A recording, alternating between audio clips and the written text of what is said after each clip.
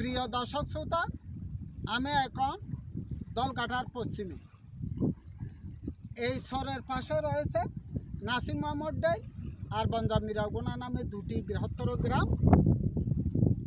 এই গ্রামের পশ্চিমে কোনো ধরনের বেড়িবাঁধ নেই। এখানে বেড়িবাঁধের না থাকায় একমাত্র বর্ষা পানি থাকায় এই শহরটি হচ্ছে এই দুই গ্রামের নির্ভর।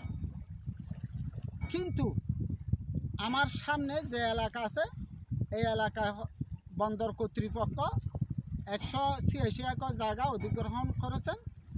এই জায়গাটি ভরাট করার জন্য থাজ এন্টারপ্রাইজ খাস পাওয়ার পর তারা স্থানীয় কিছু লোককে সাব কন্ট্রাক্টর হিসেবে নিয়োগ দেওয়ার পর দাদা যোগে বালি তোলার কারণে স্থানীয়রা কয়েকবার বাধা না মানার কারণে তারা বালি তোলা অব্যাহত রাখায় বিক্ষুব্ধ জনতা তাদের গাড়িগুলো আগুনে পুড়ে দিয়েছিল, যার কারণে 4 কোটি টাকা ক্ষতি হয়েছে বলে সাব কন্ট্রাক্টররা লোকজন জানিয়েছেন। এই ক্ষতি হওয়ার পর মামলা হওয়ার কারণে বেশ কিছুদিন যাবৎ কাজ বন্ধ রাখা হয়।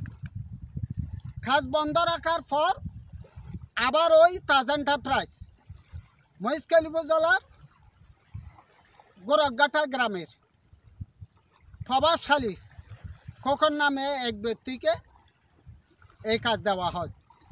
এই কাজ দেওয়ার পর ক্ষমতা প্রভাব কাটিয়ে, আওয়ামী লীগের প্রভাব কাটিয়ে ওই খোকন নামে ব্যক্তিটি স্থানীয় কয়েকজন লোককে নিয়ে আবার পুনরায় এই সত্যকে বালি তুলে নিয়ে যাচ্ছে, যার কারণে লোকজন এখন বিক্ষুব্ধ হয়ে উঠেছে। ওদিকে দলকাঠাবাসী বন্দরের জন্য 186 একর জায়গা ছেড়ে দিলেও তারা এখন বৈষম্য শিকার। কারণ হিসেবে জানা যায়, পার্শ্ববর্তী যে কয়লা বিদ্যুৎ প্রকল্প হচ্ছে, ওই কয়লা বিদ্যুৎ প্রকল্পের শ্রমিকদের জন্য 2,80,000 টাকা ক্ষতিপূরণ দেওয়া হচ্ছে।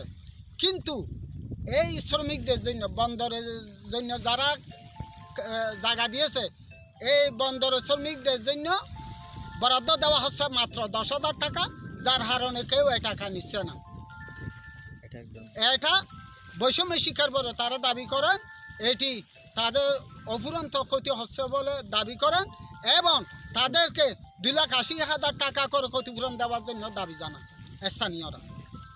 বালির চর সংলগ্ন এই ঝুপড়ি ঘরগুলো একমাত্র রক্ষা পাবে চরটি থাকলে। চরটি যদি অক্ষত অবস্থা না থাকে, তাহলে ঝুপড়ি ঘরগুলো থাকবে না।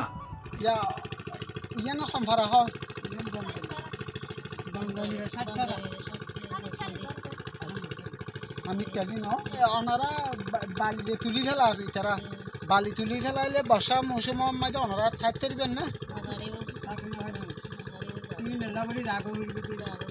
বালি চলে দিন।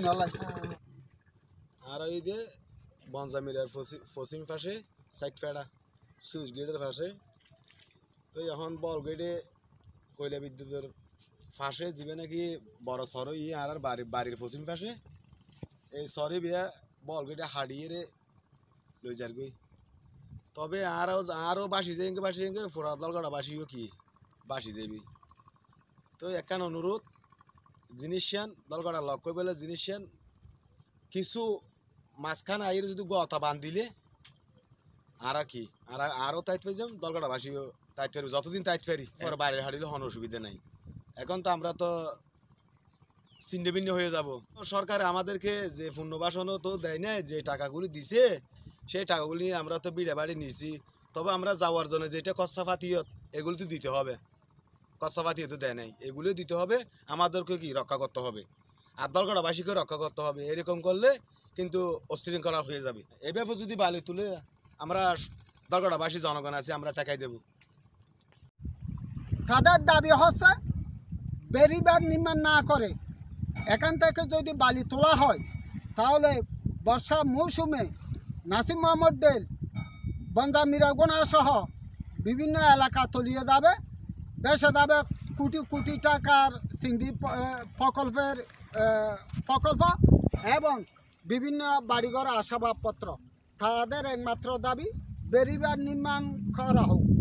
নির্মাণ করার পর এই সর থেকে বালি নিলে তাদের কোনো আপত্তি নেই। প্রতিবেদক সাংবাদিক আব্দুল সালাম কাকলি, কোস্টাল 24, দলঘাটা পশ্চিমের সর থেকে।